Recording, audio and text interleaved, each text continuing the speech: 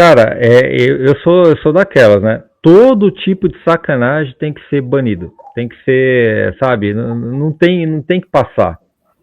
É o tal do jeitinho brasileiro, né? É, fez mais do que certo. Tinha que procurar os direitos mesmo. Não podia deixar passar isso daí. Que na época deu aquele estardalhaço, São Paulo perdeu ponto e tal, mas, cara, quem pensou nisso na hora de burlar o documento do garoto? Quem pensou nisso?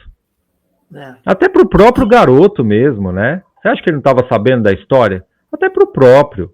Como é que você vai ensinar uma criança na época, né? Pô, na nossa época, 16 anos, pô. A gente vê esses moleques, esses garotos. Moleques é um termo bem complicado, né?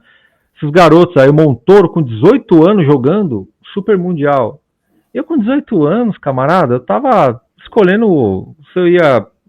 Se o sorvete era de creme ou de pistache, tá ligado? Tipo, com 18 anos você viu o exército tal, ok, tal, mas pô, era uma criança, bem dizer. Entende? Embora a criança antiga, com 18 anos, 17, tinha mais responsabilidade que as crianças de 25 hoje, ok? Mas você está ensinando o garoto que está com a cabeça vazia ali e tal. A gente vai passar seu documento aqui e tal. Você vai ser. Se te perguntarem, você fala que tem tal idade. O moleque tá sabendo, o garoto tá sabendo. É errado para todo lado, cara. O que começa errado termina errado. Então, como é que você vai esperar uma coisa terminar bem, sendo que começou errado? São Paulo teve culpa nessa situação. Né? Meu pai, na época, falou: foram fazer maracutaia, tomamos na tarraqueta. É mais do que justo. Robertinho. Não cabe, cara. Não cabe. Não tem jeito. Você não vê na. Tem um time, tem um campeonato, eu não sei se era de um país da África. Era um sub-17. Você via a cara dos caras. Não era. Tu vê os caras barbudos já, com 16 anos, 17 anos. Não era. Meu irmão, tinha um cara lá na moral. Na moral. Tinha um cara lá que você fala. 40 pra ele pra não ser chato. Dá 40 anos esse cara aí. 40. Pra não ser chato. Mas tinha até mais. Eu acho que não tinha muito mais do que isso, porque, pelo amor de Deus, né? Eu acho que o cara não ia aguentar correr. Mas 40 para ser legal com o cara. Então acontece muito isso, entendeu? Essas coisas acontecem bastante. Hoje não mais, né? Hoje o negócio o buraco tá mais embaixo. Fala, Roberto. Quer dizer, não sei. Quer dizer, mas hoje o sistema está muito interligado, tanto com esse Gov aí, está muito interligado, também está mais difícil de você fraudar esse tipo.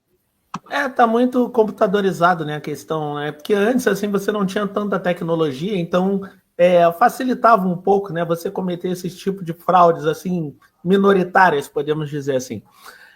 Na verdade, o Renato, a gente fez esse corte porque a gente tem uma parte da mídia esportiva. Eu nunca caí nesse conto do Vigário por conta de eu também atuar nessa área do direito desportivo e ler muito, né, sobre essas questões, regras, regulamentos, incisos, o que mudou, o que não mudou.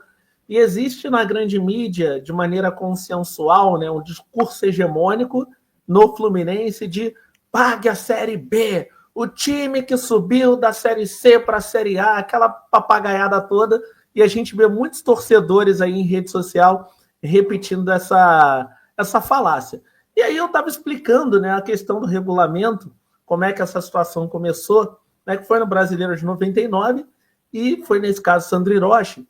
E antigamente a regra do direito desportivo, ela permitia, né, que se eu jogasse contra você e você tivesse um jogador irregular, eu ganhava teus pontos no tribunal. Depois, agora há pouco tempo, é que essa regra mudou, né? Agora, anos 2000 aí. Então, assim, eu não ganho mais os teus pontos porque você escalou um jogador irregular. Você só perde ele. Ele fica no vazio. É menos 3 pontos para você e mais o que você ganhou na partida. Vamos supor, você escalou o Sandro Hiroshi errado contra mim e você empatou comigo. Você perde 3 pontos, que era o que a partida valia, e mais um que você ganhou no ponto contra mim. Você está entendendo? Mas eu não ganho os pontos de você. Então, teve essa mudança. E aí, o que aconteceu? O Botafogo, né, já tinha se salvado, o Internacional também, mas o Gama, na época, era controlado por um deputado, né, um deputado lá de Brasília. Então ele pegou, ele foi para a Justiça Comum, foi falar, né, que o Gama foi lesado por conta desses pontos que todo mundo ganhou do São Paulo, times que estavam ali brigando com ele para não cair.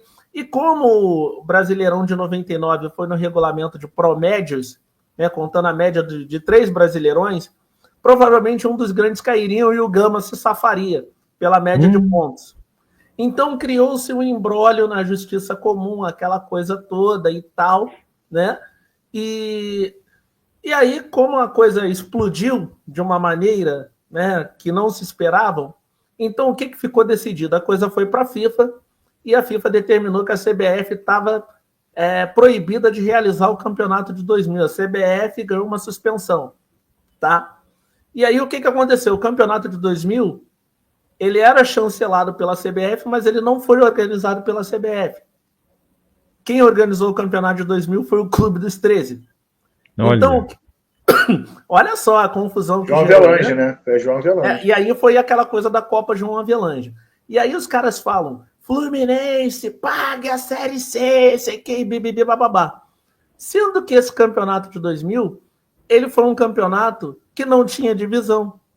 Os clubes foram divididos em módulos, né? Foi um total de 114 clubes. Foi o brasileiro mais inchado da história, com o maior número de clubes, 114. E esses clubes foram divididos em módulos. Sendo que o Fluminense, o que acontecia? O Fluminense já tinha investimento da Unimed naquela época, na Série C. A Unimed investia ali cerca de 200 mil por mês no Fluminense. 200 mil naquela época era dinheiro pra caramba. Era se fosse, sei lá, uns 2 milhões hoje. E se você olhar o elenco do Fluminense que sobe, era um elenco muito forte. Então o que o Eurico fez? Malandramente, ele sabia que o Fluminense ia cair num módulo em que o Fluminense ganharia fácil. Então ele falou, eu vou sacanear esses caras, vem pra cá, tu vai jogar com os grandes, tu não vai jogar aí no módulo com São Caetano e Paraná, tu vai jogar aqui, e dificultou a vida do Fluminense. E para vocês verem, aí o número de participantes do módulo do Clube dos 13 ficaria com um número ímpar. Então chamou mais outros clubes também que vieram junto com o Fluminense para ficar um número par nesse módulo. E aí, para você ver, o Fluminense jogou esse módulo e o Fluminense ainda parou em terceiro colocado, para você ver a força que o Fluminense tinha já naquela época, né? Que todo mundo falava aquela coisa toda. Se o Fluminense jogasse no outro módulo, com São Caetano, Ituano, Paraná, essas coisas todas, ele ia nadar de braçada. E tanto que o campeonato não tinha divisão, que o São Caetano e o Paraná foram vencedores de outros módulos, e eles chegaram no módulo principal para enfrentar os primeiros colocados do Campeonato Brasileiro na fase mata-mata. Que aí o Paraná foi eliminado pelo Vasco, e o São Caetano fez a final pelo Vasco. Então, partindo do pressuposto que essa turma diz de que o Fluminense foi da Série C para a Série A, por que o São Caetano disputou a final com o Vasco se ele era do terceiro módulo? E aí é o que eu falo, que o brasileiro ele tem preguiça de pesquisar. Então ele vê muita gente na mídia repetindo a mesma coisa. Influenciadores nas mídias sociais querendo engajamento e repetindo o que está na mídia. Aí aquilo ganhando alcance, ganhando volume, né? Aí fica 500 mil compartilhamentos, 200 milhões de views. Então, como é que você vai fazer um cara desse acreditar que aquilo não é verdade? Você acha que ele vai perder tempo, vai ler o regulamento, vai ler o direito esportivo, vai procurar confrontar aquilo de alguma maneira? Não vai. Então ele vai se conformar com aquilo ali, e se ele não for torcedor do Fluminense, é uma pilinha que ele já tem para botar no amiguinho dele tricolor. Ah lá, ó, saiu da Série C para a Série A. Então, é verdade. É exatamente isso. Pô, é legal, cara. Sim. Isso é história, hein? Isso é história. Isso é história. Isso é história.